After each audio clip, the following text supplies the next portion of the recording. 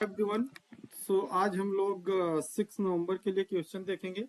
तो first 2 question हम लोग लाइव लिखेंगे, एक 10 मार्कर का, एक 15 मार्कर का, और फिर हम लोग मूव करेंगे सेकंड थर्ड पे, जो कि हमारा होमवर्क है।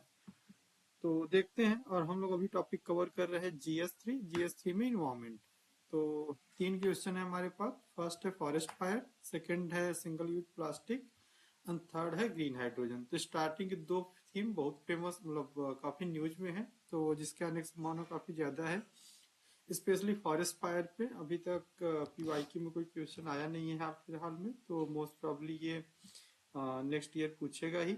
और प्लास्टिक एवरग्रीन है, और ग्रीन हाइड्रोजन एक अच्छा अल्टरनेटिव है रिन्यूएबल एनर्जी में, तो पूछ सकता है। तो देखते हैं। The incident of the forest fire present double double whammy of the loss of green cover and increase in the harmful emission. Bring out the reasons behind frequent occurrence of forest fire, also underlining the harmful impact, suggest way to contain the same. So this is the ये हमारे पास passing reference है, तो इसको अलग से 10 marker है, तो इसको आप अलग से एड्रेस नहीं कर पाओगे। इसको आप इंट्रोडक्शन में ही बता दो। अच्छा हो तो एक थोड़ा सा हब एंड स्पोक टाइप का बना के बता सकते हैं इसको, डिमांड को एड्रेस करने के लिए। फिर इस क्वेश्चन का मेन डिमांड क्या है, तो हमें बताना है reason behind the frequent occurrence of the forest fire. तो इसमें आप 2 में बांट लो, नेचुरल और एंथ्रोपोजेनिक। तो नेचुरल में डाल दो कि ग्लो का है और ड्राई लीव्स गिर जाते हैं, इटीसी इटीसी। एंड एंथ्रोपोजेनिक में कि एग्रीकल्चर पर्पज से हम लोग उसको क्लीन करने के लिए कर देते हैं, क्रिमिनल एक्टिविटी होती है, तो ये सब होते हैं।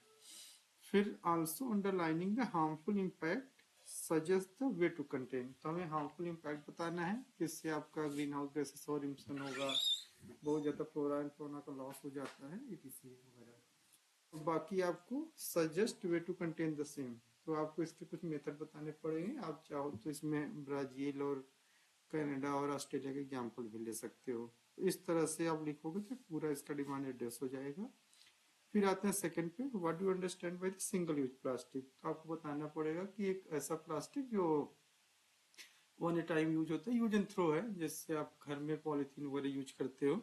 Discuss the need and challenge associated with banning SOP in the country. तो इसकी फर्स्ट हेडिंग होगी कि हमें नीड क्यों है सिंगल यूज प्लास्टिक को बैन करने के लिए। इसमें आप मरीन पोल्यूशन और अर्बन फ्लड ये सारी चीजें लिखोगे। और फिर चैलेंज एसोसिएटेड, तो इसमें जैसे करप्शन हो गया, आप इनफॉर्मल सेक्टर बहुत ज्यादा इन्वॉल्व होता है, तो उसकी वजह से रेगुलेशन अच्छे से नहीं हुआ था, तो ऐसे करके आपको लिखना पड़ेगा।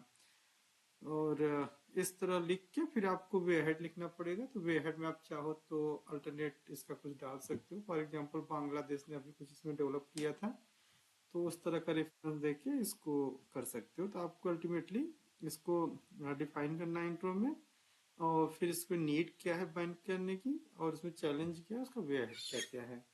फिर last question, green hydrogen is necessary for the country to modernise without carbonising, however its adoption is beset with the several challenge. इसमें आपको ग्रीन हाइड्रोजन के बारे में बताना है, और बताना जरूरी क्यों है, क्योंकि हमारे पास COP26 के टारगेट्स हैं कि 2070 तक न्यूट्रल होना है, कार्बन न्यूट्रल होना है। और अगर आप फॉसिल फ्यूल के थ्रू जाओगे तो उसमें काफी ज्यादा इमिशन होता है, तो green hydrogen is the best way to do that. लेकिन इसको अगर हम लोग करेंगे तो सेवरल चैलेंज भी आते हैं। ऐसा तो है नहीं कि हम लोग बहुत इजीली कर सकते हैं, अगर कर सकते तब तक कर लिए होते। और फिर चैलेंज बताओ कि इजली इसे तो बहुत ज़्यादा इन्फ्लुएंस है, और इसके इंफ्रास्ट्रक्चर की दिक्कत है, एक कोई फ्रेमवर्क नहीं है। तो इस तरह से आप पूरा बता सकते हो। और प्लस आप यूएस का थोड़ा सा मॉडल ले लो, और फिर इसका वे बता दो कि इसके लिए कर क्या कर सकते हो। कोई इंटरनेशनल कन्वेंशन हो या कोई गवर्नमेंट की पॉलिसी हो, तो उसको डालते हुए आप इसको कंक्लूड कर दो। Okay, thanks everyone. प्लीज आप लोग लिखिएगा और कमेंट ऑन द वीडियो।